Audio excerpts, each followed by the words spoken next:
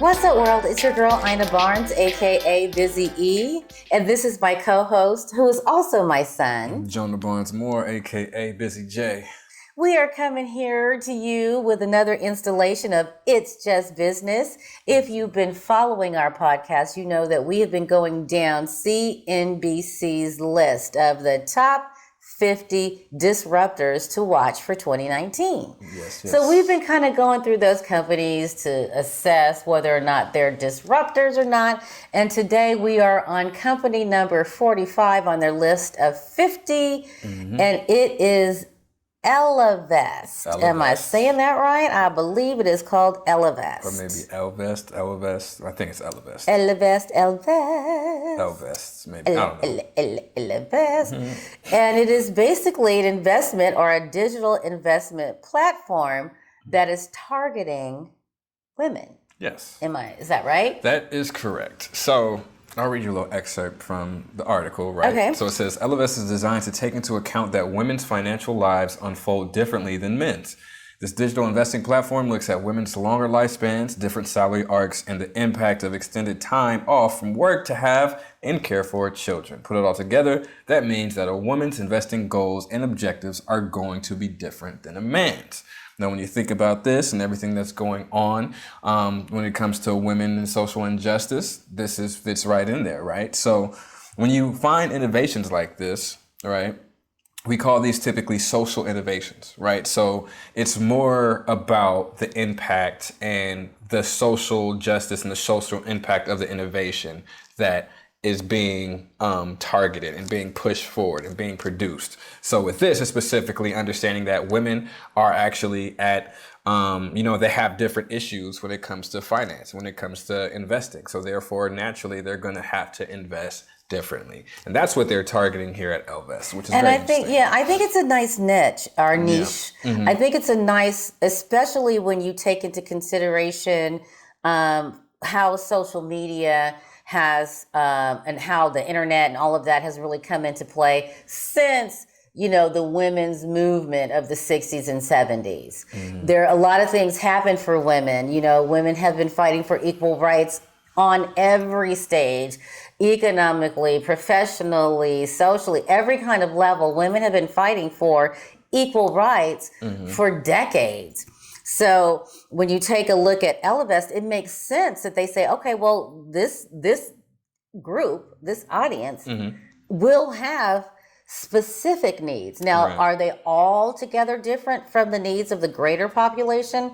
Not necessarily, but there are some subtle nuances that are very important that I believe Ellevest is addressing. So I get the importance because they are capturing their niche and they are doing it digitally with the new norm and the way that things are done, right? Even on the basic level, since I live with my wife, I've had a insight on how women live and things that they need.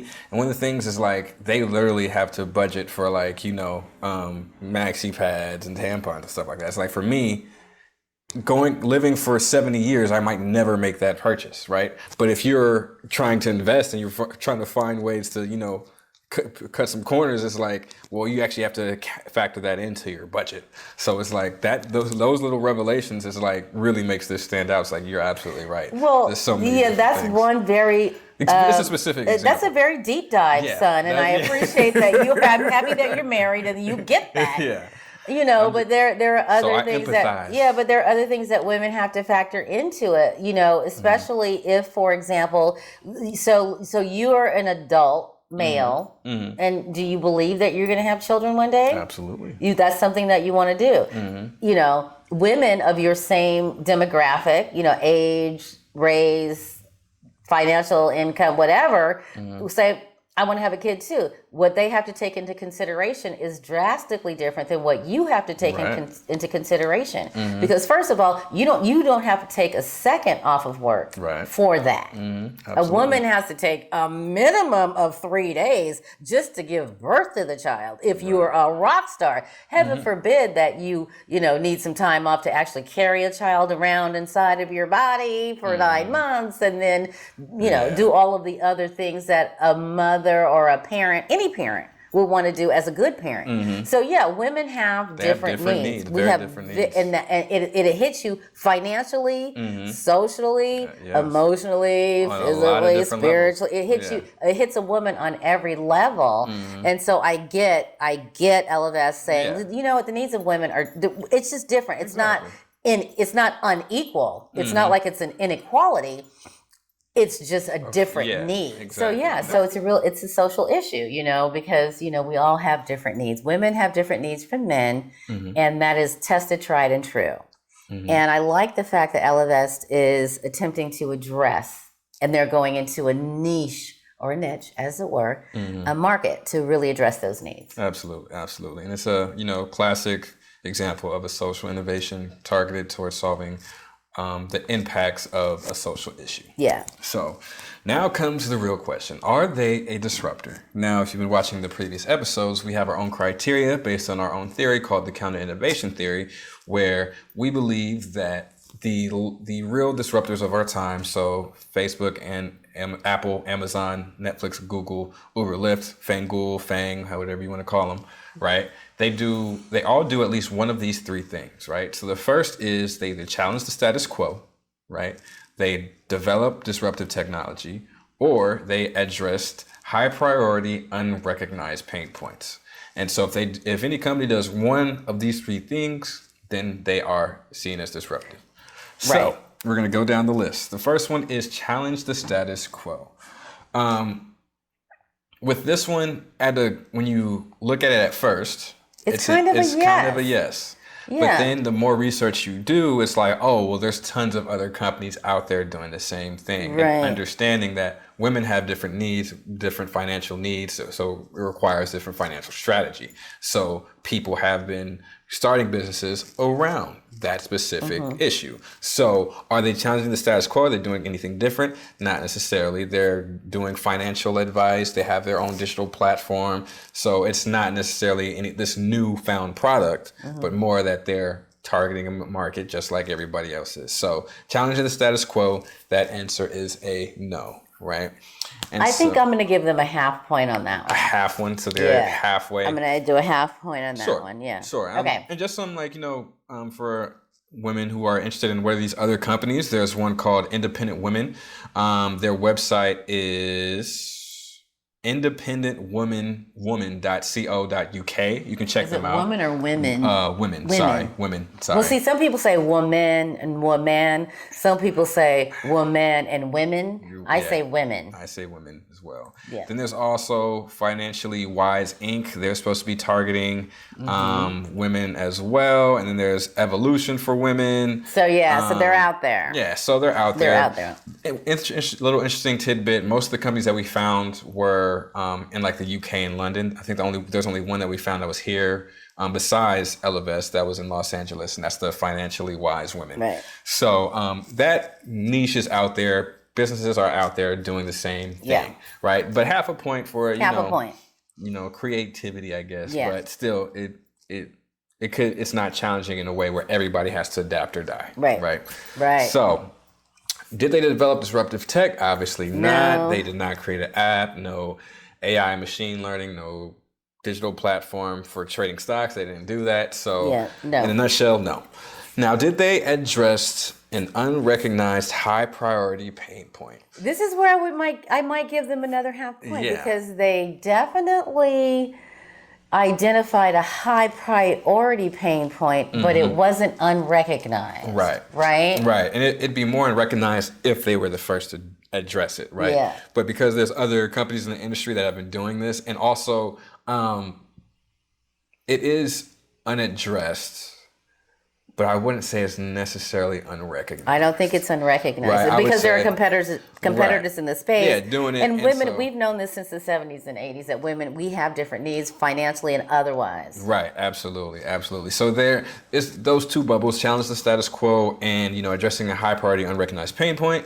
It's like yes and no, but at the end of the day, I think we both kind of came to the conclusion that identifying a target market is not disruptive. No. They identified a very specific target, that's women who need investing advice, who plan to have children, who, just need investment advice, period.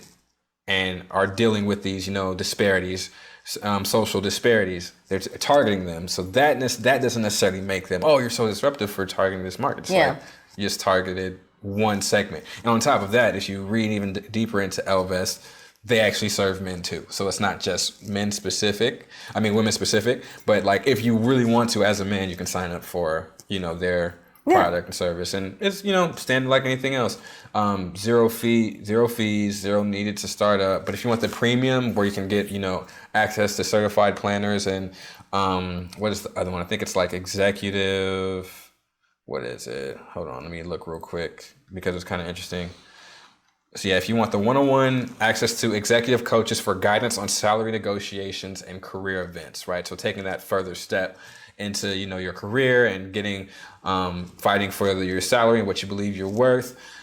I hate putting it in that way, but that's what you do when you negotiate salary. You fight for what you think you're worth, which is not a bad thing. You should always fight for what you're worth. Anyway. I understand. I'm on the same page, but yeah, anyway. I get it. So they offer those services as well if you have $50,000 or more in an account, right? And so it's pretty simple, set up. It's just like, kind of similar to Robinhood, similar to, there's other companies out there. There's Robinhood, there's Acorns, there's Swell, there's all these other little ETF companies where you get money, you can invest and do things of that nature. But this one's just targeted for women and the things that they might see in their lifespan, right? Yeah. And at the end of the day, it's just a customer segment, really, that they're targeting. It's a good segment. So are they a disruptor? No. Consensus is in that they are not. But are they a good company? Absolutely. Yes. Right? So they started in 2014. They are valued at $140 million. Million with an M. The CEO is Sally Krawcheck, and I guess she used to be, I want to say, the CFO. Yeah, she was former Citigroup, the banking industry, CFO. That's what the position she used to hold before she started her business, Sally Krawcheck. So she has a lot of credibility. Yes. Citigroup is not a small thing. Yeah, you guys know Citigroup. That's huge. That's huge. So she knows what she's talking about, and she's, and I really applaud the fact that she's taking her expertise and using it to address social issues. Yeah. Like that is something that more people should do, and a lot of people actually do. But I'm glad that people still do social innovation. So this is a prime example. So are they a good company? Absolutely. Yes. With the CEO and her experience, that, she knows a thing or two. It can really provide value to customers, right? You also know that if they're worth $140 million, they're obviously doing something right. So overall, it's a very good company, very interesting, very social innovation. Are they a disruptor though? Our answer is no. Our answer is no. Criteria. No. Right? So thank you guys for tuning in. Yes, thanks. Right? So if you're interested in Ellevest, please go check them out. Their website is Ellevest, ELLEVEST.com. You can check it out, sign up if you want. They say it's absolutely free. And so next week, we are down to number 44. I'm keeping it moving. Yes. Up the list. And who's next, Jonah? Veritas Genetics. Veritas. The doctor will see your genetic test results now. Ooh, interesting. That sounds very interesting. Exciting. So please stay tuned. Stay tuned. Next week we are going to talk about this company, let you know if they're disruptive or not. In the meantime, please go check out our other videos. If this is your first one, definitely go check out our other videos and podcasts. We posted up on our website at jbmconsultants.org, and you can also find it on LinkedIn if you follow or connect with me, Jonah Barnes Moore, or Ina Barnes on LinkedIn. We both post it every single week, so you can have access to that. We also post our articles that we have on jbmconsultants.org, so you can find the content and learn more about these companies and see if they're really disruptive or if they're And what else they can do. What else can they do? Get the merch, the merchandise, right. So if Purchase you like our merch. The innovation thinking cap and the business is power hoodie, we also have t-shirts and a few other things. So go check that out if you're willing to support us that way. It's greatly appreciated. Yeah. And make sure you like, comment, share, and subscribe. Make sure that you get in on this conversation. Get in on the conversation. If you believe that this company is innovative, please let us know. Tell us why you think this company is innovative, right? We'll get into the conversation, have a dialogue. But please, please, please, remember, when you watch our show, understand that you might feel some type of way, but it's not personal. It's just business. Thank you guys. Take care. See you next time.